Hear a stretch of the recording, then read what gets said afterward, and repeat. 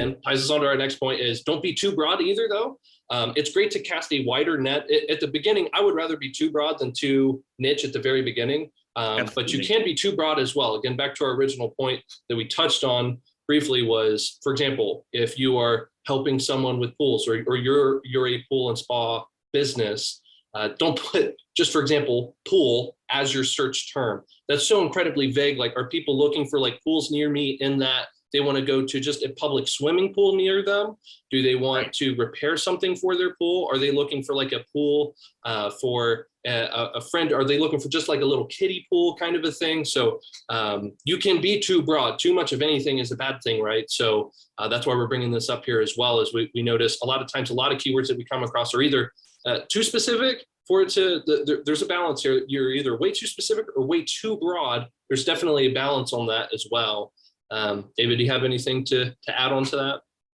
I think you're right on with all of those. I mean, I have had to go in. I know we're not talking about negative keywords, but I've often found that we have to block, or what shows up in those searches rather, why we have to block it is just pool might bring in even investment pools or pool tables. Right.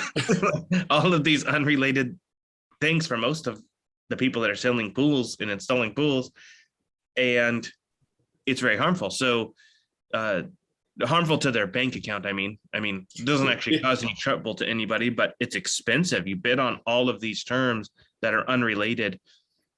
I think maybe the practical side of it is how to figure out if your keywords are too broad or too specific. And I think a general rule of thumb, the way I even approach it is, well, what does someone ask if they come into the store? Right.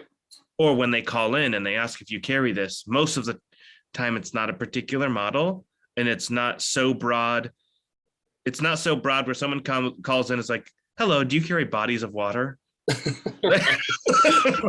Exactly. Yeah. People, they'll usually have an idea. To your point, though, they're like, hey, I want a hot tub that seats like 4 to 6. Like, I want more jets. That's what they'll have an idea.